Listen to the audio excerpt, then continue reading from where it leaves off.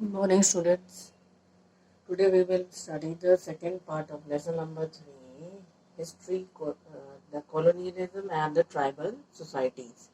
As we have studied that how the colonialism settled down, how the tribal people had to suffer a lot with the colonialism in the country, and how they were socially, economically, and physically affected by the colonialism.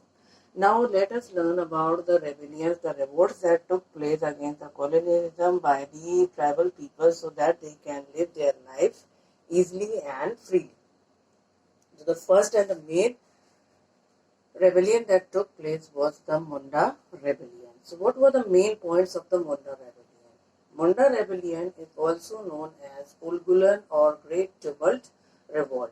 It was led by Mirza Munda in 1899 and 1900 in South Ranchi. So Birsa Munda was the main person of this Munda rebellion, as he came to know about, as he had already studied about the rebellions that the Mundas have taken place, and still they were not successful in getting their freedom. So again he made a revolt in the year 1899 till 1900 in south of Ranchi.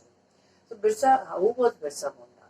Birsa Munda was born in a poor family, grown up in a poor family, and he was inspired by the earlier Munda revolts. When he grew up, he studied about the earlier Munda revolts, and he was very much inspired by them. In the year 1895, Birsa saw a vision of a Supreme Court. So when he was just thinking about the revolts and all that, suddenly in the year 1895, some supreme vision of a god came to him, and he started a mission for the reform of tribal societies. He stood against the Hindu landlords, money lenders, and Christian missionaries.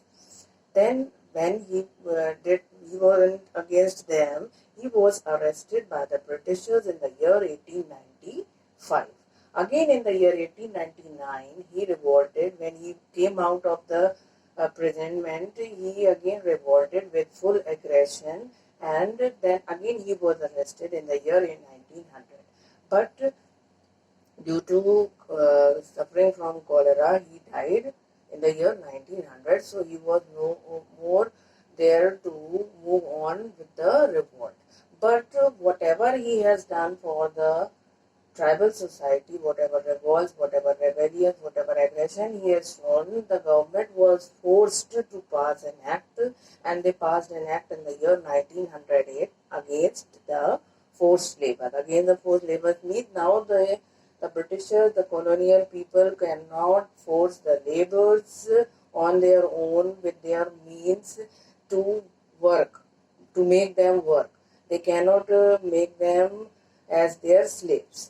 He was the real hero of the socio-religious reform of the tribal society.